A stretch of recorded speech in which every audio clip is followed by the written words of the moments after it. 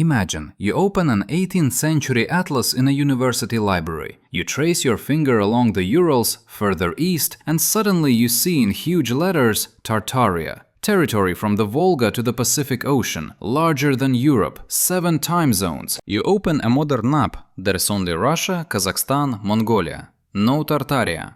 What was it? A country, an empire, or something else? A term without a state. Here's the mystery. The word existed. It was written on maps for 300 years, but a unified state with that name, it seems, never existed. How did this happen? European cartographers of the 16th to 18th centuries faced a problem. What to write on the enormous territories of Central Asia and Siberia, about which they knew almost nothing? Dozens of different peoples lived there. Mongols, Turks, Manchus, Siberian tribes. There was no unified authority. But a map cannot be empty. And they used the old word Tartars. That's what Europeans in the Middle Ages called all nomads from the east, from Mongols to Turks. Hence Tartaria appeared, not a country but a geographical term, kind of like how people now say Scandinavia, though it's 3 different states, or the Middle East. Why the term disappeared? By the mid-19th century, Europeans began to study Asia better. Expeditions appeared, trade routes, scientific reports. Cartographers learned the real names: Siberia, Mongolia, Zungaria, Manchuria, Turkestan. The word Tartaria simply became unnecessary. It was too vague for precise science. It was replaced by specific geographical and political names. This is a normal process. Old terms give way to new knowledge. Encyclopedia Britannica. What's actually written there? The 1771 Britannica is often mentioned. Supposedly there's a whole article about Tartaria as a country. Let's figure it out. Yes, there's an article, but if you read carefully, it's not about a unified state, but about a geographical region populated by different peoples under different rulers. Britannica describes territory, climate, peoples, trade routes, but nowhere does it call this an empire with a capital and unified authority. By the early 20th century, in new editions of Britannica, the article was shortened, not because they hid the truth, but because more precise terms appeared and the encyclopedia switched to them. The Russian Empire and renamings. Here begins a more interesting story. In the 18th century, after Pugachev's rebellion, Catherine II really did massively rename cities and rivers in the Urals and Siberia. The Yaik River became the Ural, Yaitsky town became Uralsk, hundreds of other names also changed. Why? The official version – to erase the memory of the revolt, to break the Cossack spirit of defiance. The Cossacks called themselves Yaik Cossacks. They rebelled under that name, so the name had to go. Was there a connection with the term Tartaria? Possibly, in the sense of a general policy of unification and control over huge territories. The empire was erasing local identities, imposing a unified administrative system. But this doesn't mean that a great power called Tartaria existed and was destroyed. Rather, it was ordinary imperial policy. Conquer the territory, renamed it according to your own logic. Archives and special storage. In the 1920s in the USSR, they really did remove some old maps and books from libraries, including those mentioning Tartaria. This was part of a large-scale ideological purge. They removed religious literature, bourgeois encyclopedias, imperial maps. But the main reason wasn't Tartaria itself, but that old maps showed the borders of the Russian Empire, and the young Soviet state needed new symbols, new history, new cartography. Paranoid? Yes. Stupid? Absolutely. But this doesn't prove a conspiracy around one specific term. Physical traces. What's really found. Now the most interesting part. Archaeology. Star fortresses in Siberia. Yes, they exist. These are Russian ostrogs and fortresses from the 17th to 18th centuries built using European bastion technologies. Russia actively colonized Siberia, building outposts. Nothing mysterious, there are documents about construction, there are names of engineers. Kazan Kremlin. Its foundations really do go deeper than previously thought, but archaeologists explain this simply. Before the Russians, Volga Bulgaria was here, then the Kazan Khanate. Layers accumulated over centuries. This is normal for any ancient city. Arkaim, Southern Urals, a real archaeological monument of the Bronze Age, approximately 3,500 to 4,000 years ago. Circular planning, astronomical orientation, a very interesting culture. But linking Archaim to Tartaria is like linking Egyptian pyramids to the Roman Empire.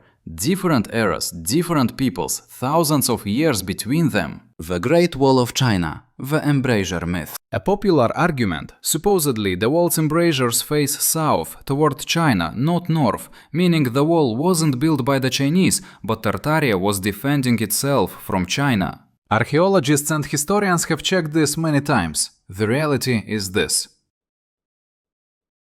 Most embrasures face north, where nomads came from. Some sections have embrasures on both sides, because the wall was used in civil wars between Chinese kingdoms. The wall was built in several stages, different dynasties, over 2,000 years, so the sections differ. No mystery, ordinary military architecture. What historians say. Academic history doesn't deny that the term Tartaria existed, it just explains it differently. This is a collective name that Europeans gave to poorly studied eastern territories. Real peoples and states lived on these lands. The Golden Horde, later collapsed, the Siberian Khanate, conquered by Russia in the 16th century, the Dzungar Khanate, destroyed by China in the 18th century. There was no unified Tartaria Empire, but there was cultural and trade exchange between dozens of different peoples. Why the topic became popular? Honestly, the myth of Great Tartaria is attractive because it gives answers to uncomfortable questions. Why is there complex architecture in Siberia? Myth's answer: there was a great civilization. Why is Russian history sometimes contradictory? Myth's answer: they're hiding the truth. Why do we feel like we don't know something? Myth's answer: conspiracy. But reality is more complex and interesting. Siberia really was home to many cultures, they were just studied less than Europe. Russia really did rewrite history, like any empire. We really don't know much, because history is huge and human life is short. No conspiracy is needed to explain gaps in knowledge. Final question of part 1. So what is Tartaria? Version 1. A geographical term that became obsolete when cartography became a precise science. Version 2. A collective image for dozens of real peoples and states that disappeared under the onslaught of empires. Version 3. A modern myth that tries to explain blank spots in history through conspiracy, instead of digging deeper into real archives. Which version is closer to the truth? Maybe all three contain part of the truth. In the second part, we'll examine specific maps, documents and archaeological finds, and try to understand what's real and what's imagined. Let's start with the most cited source, Gerard Mercator's 16th century maps. They really do have the word Tartaria written in huge letters across half of Asia. But let's look more carefully. Mercator never visited Siberia. He worked in the Netherlands, gathering information from travel notes of merchants, missionaries and rare diplomatic reports. His sources were fragmentary and often contradictory. On his maps, Tartaria is an empty space with a general name, like on medieval maps they wrote Terra Incognita, unknown land, or drew dragons where they didn't know what was there. Within this huge territory, Mercator marked separate areas: Cathay, China, Mogol, Mongolia, several city names, but without clear state borders. This is not a map of an empire, this is a map of ignorance. Atlases of the 17th to 18th centuries. Let's move forward in time. Atlases by Blau, Homan, Deli. And then Tartaria begins to break into parts. Muscovite Tartary, lands under Russian control. Independent Tartary, Central Asia, Khanates. Chinese Tartary, territories under the Qing dynasty. Little Tartary, Crimea and Black Sea steppes.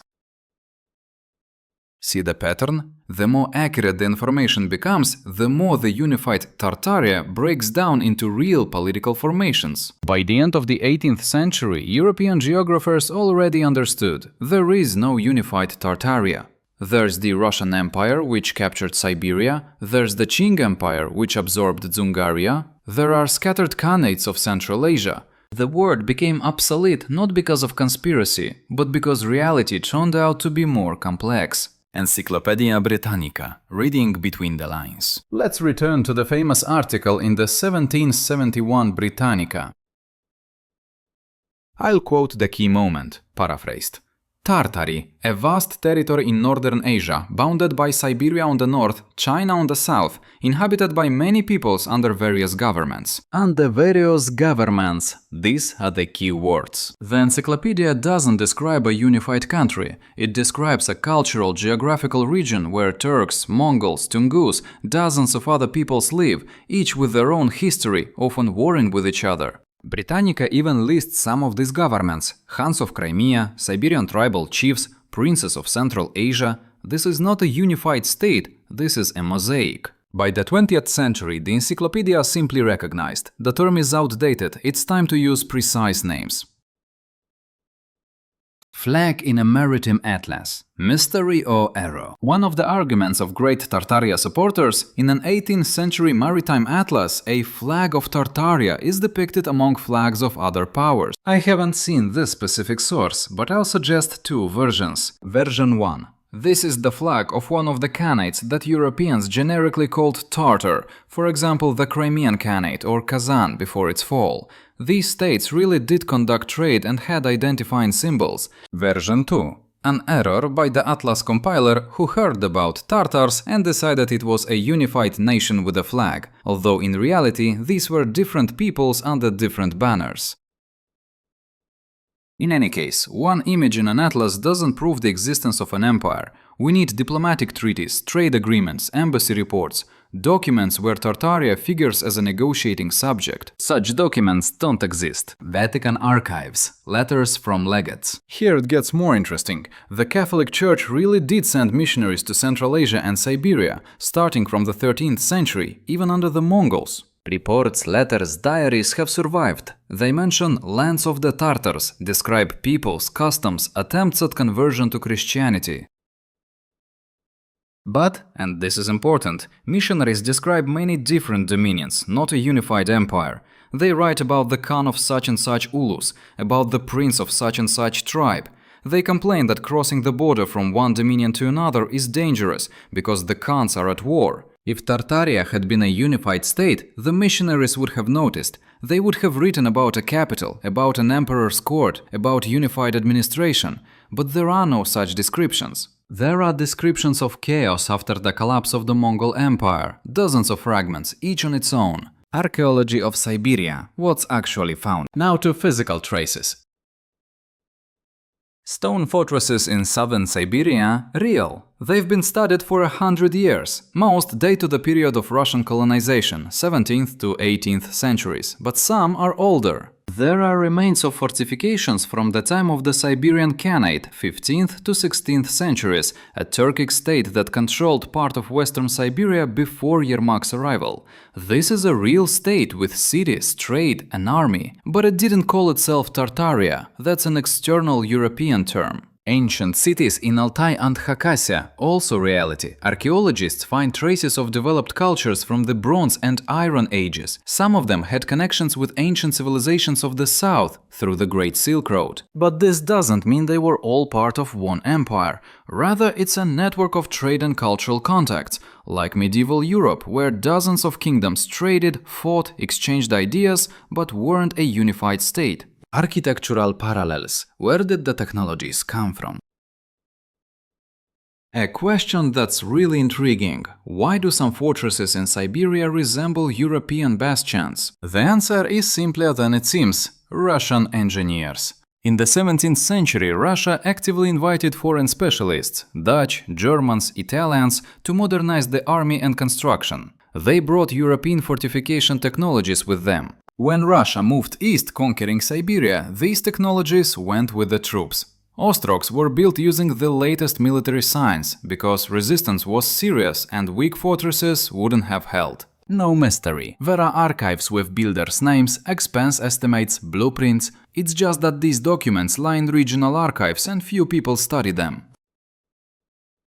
Anthropology. Genetic memory of peoples. Another approach. If there was a great empire, cultural traces should remain in the memory of peoples. Legends, epics, oral history. What do the indigenous peoples of Siberia and Central Asia say? They remember the Mongol Empire, 13th to 14th centuries. This really was a giant state from China to Europe. In the folklore of Turks, Mongols, Buryats, legends about Genghis Khan, about great campaigns, about times of power have been preserved. They remember individual khanates, Kazan, Siberian, Crimean. They remember wars with Russia. They remember their last khans.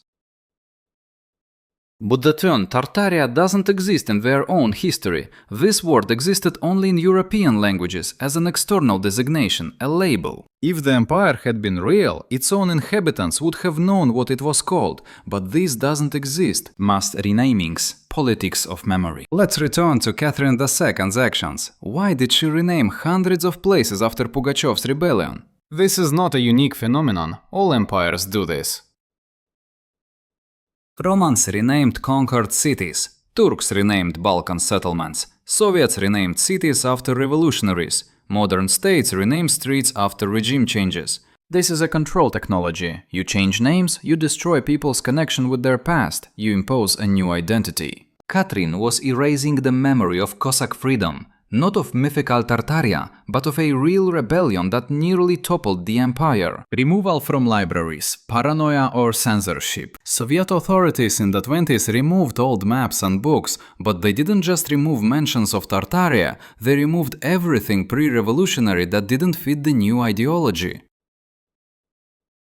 Religious texts, monarchist manifestos, maps of the Russian Empire, idealist philosophy, everything went into special storage or to burning. Tartaria got caught in the purge not because they were hiding a secret, but simply because these were old bourgeois maps. The Bolsheviks needed new cartography, Soviet, scientific, class-based. Stupidity and censorship? Yes. A conspiracy around one term? Unlikely. What remained of camera? Here's what's really interesting. While everyone argues about mythical Tartaria, the real history of Siberia remains in the shadows. The history of the Siberian Khanate, how it traded with China and Central Asia, how its culture developed. The history of Turkic Khaganates of the early Middle Ages, powerful states that controlled the Great Silk Road. The history of indigenous peoples of Siberia, their shamanism, their cosmogony, their resistance to colonization. All this is real, documented, archaeologically confirmed. But for some reason people talk about an invented empire. Final question of part 2. So did Tartaria exist? As a geographical term, yes, absolutely. As a unified empire, there's no evidence. As a cultural region where dozens of peoples interacted for centuries, yes, this was reality. Maybe the real mystery isn't that Tartaria was hidden, but why we're more interested in looking for conspiracies than studying the real, complex, multi-layered history of these lands. Maybe myth is simpler than truth, because in myth everything is explained by one conspiracy, but in reality you have to deal with hundreds of peoples, languages, states, wars, cultures.